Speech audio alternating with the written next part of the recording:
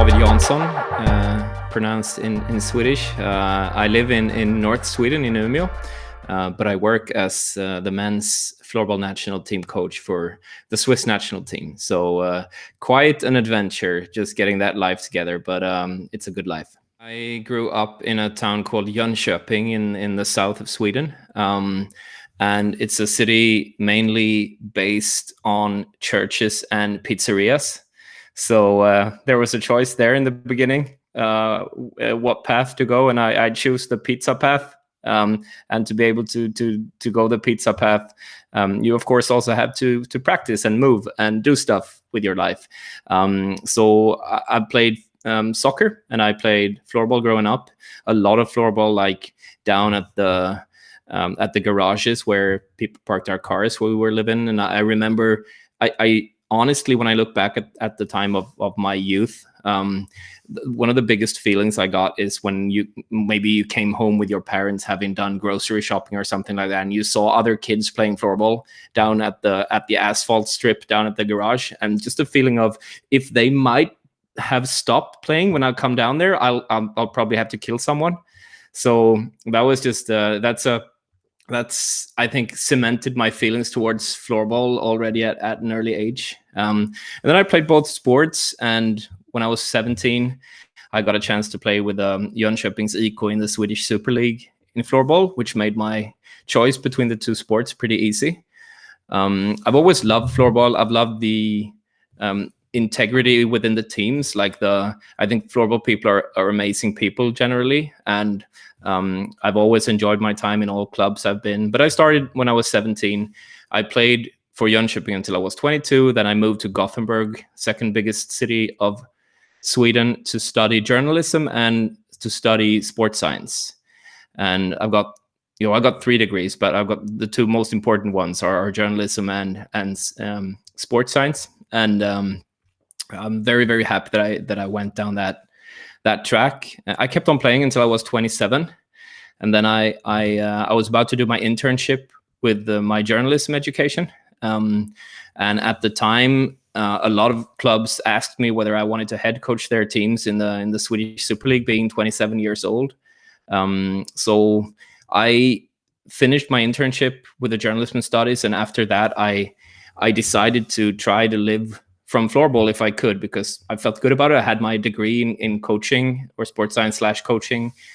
So I felt good about that choice of life if it could work out for me economically. And I haven't looked back since. So I coached a Swedish Super League team for a couple of years. I've been to Floorball Könitz in Switzerland, and now I'm coaching the men's national team in Switzerland. So it's been an amazing ride. And I'm very, very happy that I chose to try to live my dream. So when I came to Gothenburg to study journalism and sports, I needed an extra work, and I got to work at a floorball school. This is the grades between 9 and 12.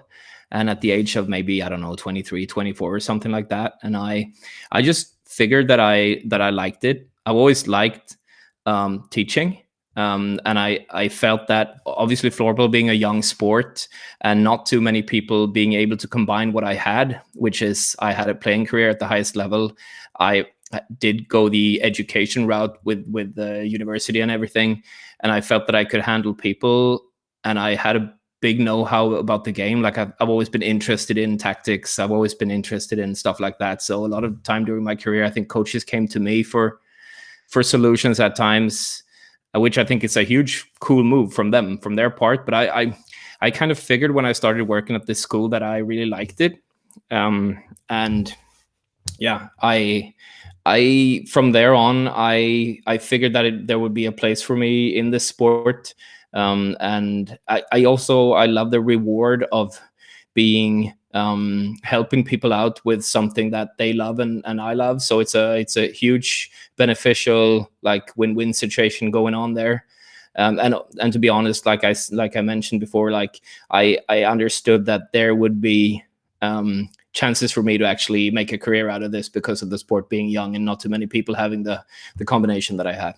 I did struggle, but I mainly struggled because of like the maybe a little more prejudice meanings that are about what is a coach and what is a player. So I remember when I started coaching that I was in a way still a player. Like I'd have emotions like a player, and I'd be celebrating with the team. I'd be part of the team kind of. And I figured, so at times during my coaching career, I've tried to go away from this and try to be a bit more authoritative, for an example. And it hasn't worked out for me because I can't really fake what I am. So like the biggest revolution for me, I think, internally has been when I understood that there's no need for me to fake. I can still be feeling like part of the team. I can still be emotionally like a player, like around the team, because I think a lot of players actually like having a coach that is emotional because it shows that I care about the team. But what I understood was, of course, that there's, of course, this border between being a player and a coach. Obviously, a player will play and a coach will make tough decisions. So a big thing for me was when I understood that the thing wasn't to try to fake to be more authoritative. The thing was to understand what a good coach needs to do, needs to get done in terms of coaching and in terms of having a relationship with the players. So I've always in my life, I've tried to figure out whether it's possible to be too kind. People are always going to say he's too kind, or that would be a thing that would come up on my feedbacks, like me being too kind. And I always went, there's no way you can be too kind. It's great being kind. But I figured out pretty quickly that being kind to players is being honest to them.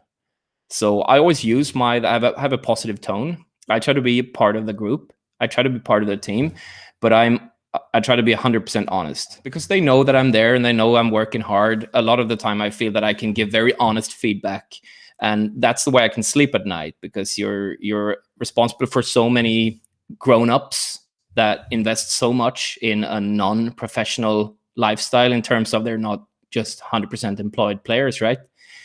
So that was a big thing for me, that when I understood that I didn't have to fake being authoritative, I just needed to be 100% honest, and then I could keep on being the nice guy, kind of. I see my task as being someone who's supposed to take someone from stage A to stage B of their development, and making sure that I can not only help them on the way, but I can actually try to make it worthwhile for them during the time. Like, one of the things is definitely being honest to them. Another thing is making sure that they have feedback all the time. Like very quickly in my career, I understood that I didn't like doing stuff for the sake of doing stuff. Like I'd have a lot of coaches that were just doing a lot of testing with their players, but without giving their feedbacks, or just stuff that maybe they've read or seen that a coach is supposed to do, but the feedback never came. So a big thing for me is during this A to B process that I can be there, that I can be honest to them, that I can help them out. And that has also helped for me in terms of when I've switched teams. Like, I've put a lot of pride in being a long time in one place. Like, I've always been I've been 4, 2, and now 6 years at the same place while I've been coaching. But leaving a team for another team feels so much more worthwhile when you know that you can actually be honestly happy for the people you left, because I felt that I was there during the time. So the biggest reward is helping someone from A to B, and being honest with them during the ride. I see coaching philosophy being one step above, like, how do I run my practices? Which systems do I run? So to me, it's a little bit, my coaching philosophy is something that will stick to me, I think, regardless of what team I'm coaching. That's maybe the first thing that I had to understand in my head to be able to actually have a coaching philosophy. But there's one thing that's very important to me, and that is making sure that the players are active within our structure. Like a lot of problem-based solving, like being based on problem solving, like using questions to the group, building a framework for how we want to play, but letting players move within the framework, which is a tricky thing, obviously, but also very, very rewarding for both parts. Another thing that's very important to me is to invest way more in offense than in defense. And this might sound a little bit naive, but the big thing here is, to me, that if you look at floorball, I've once looked at 400 goals in the sport, and over 57% of the goals are actually counterattack goals. meaning that the way the sport's been developed right now, people can defend and can counterattack because it's easy. But that, of course, means that if you're really sloppy with a ball, you will concede a lot of goals. So it might sound a little bit naive to say that we're investing more in the offense, but I think investing more in playing with ball is where you can make up a lot of ground compared to others, because others will be focusing way more on defense, and you have all of these sayings about defense winning championships, etc., etc. And I just don't agree. I put a lot of time in offense. That's a very important thing for me in terms of coaching philosophy. And then I've got a couple of other things that I probably wouldn't never change. Like the first thought after winning the ball would be crashing the opponent's net, for an example. And the first thing after losing the ball will be to actually try to win it back by counter pressing the opponents. So a couple of those things that are philosophical that I would never change, so to speak, regardless of what team I'd be coaching.